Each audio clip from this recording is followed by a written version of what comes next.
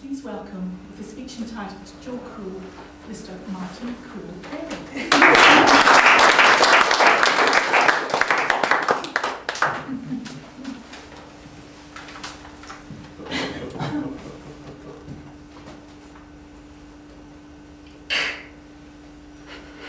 My car was a heap. I was 22 years old and I was driving a tatty old minivan. How I longed to own a beautiful car. A car that people would admire and respect. A car that would make me feel good about myself.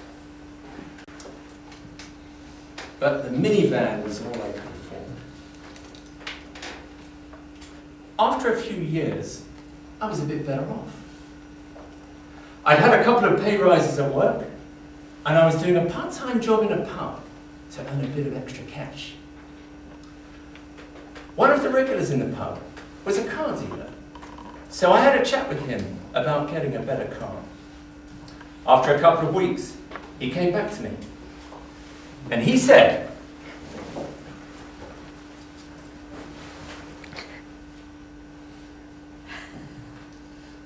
"Come and have a look at this."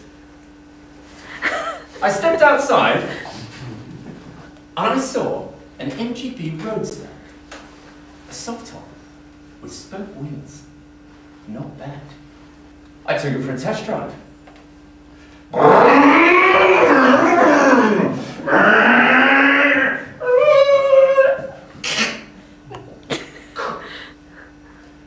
It was fun to drive, especially with the top down.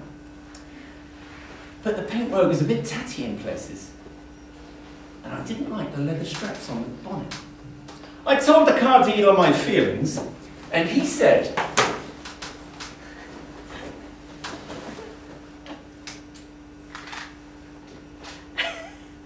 "If you want it, I'll respray it, I'll get rid of the straps, and it'd be all yours for 800 notes. I was so excited, I didn't even barter. I was sold! A couple of weeks later, it was in my possession. And as I drove it home, I couldn't believe my luck.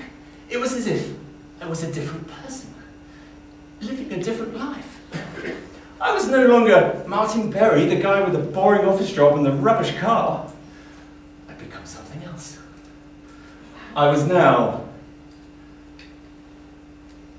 Joe Cool. Lady killer. The next day, I took the car on its maiden voyage. I drove to work. At that time, I had a flat in Aldershot, and I worked for a dental company in Walton-on-Thames. To get there, I had to get up the M3, join the M25, and take the Chelsea Junction. Everything went fine, until I reached the M25.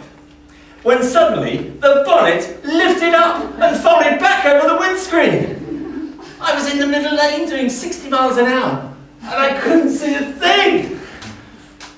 Somehow, I got over to the hard shoulder, stopped the car, and got out.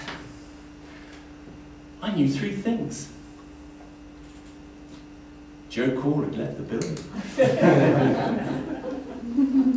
Secondly, the bonnet was ruined. Thirdly, I urgently needed to change my underwear. The car dealer said,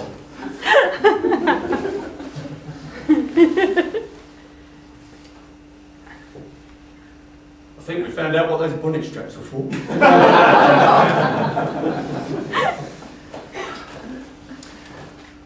But we got the car fixed, and after a couple of weeks, I started feeling good again. Joe Cool came back. But then something happened at work. They decided to relocate from Walton to Gloucester.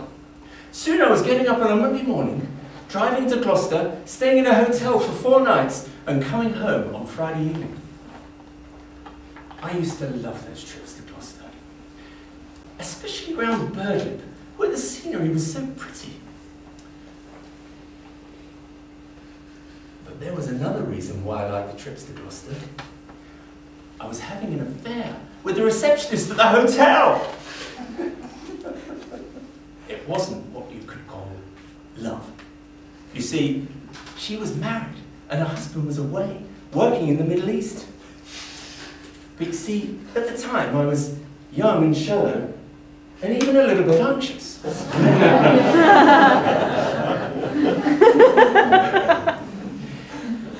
She would say to me things like, "Have you seen this bruise on my thigh?" And I'd say to her things like, "Oh, you're wearing stockings and suspenders. How pretty." Then something happened at work. They decided to let me have a company car. After a few weeks of driving the company car, I thought, I think I'll sell the Roadster and use the money to help furnish my new Gloucester Masonette that I just bought. When I moved into the Masonette, or at least shortly after, something else happened. The husband of the hotel receptionist came back. He popped round to see me. He said to me, "I know what you've been doing. If you go near my wife again, I'm going to bleep bleep kill you." I agreed to his terms. But then I had another surprise. Because at work, they decided to take the company car back.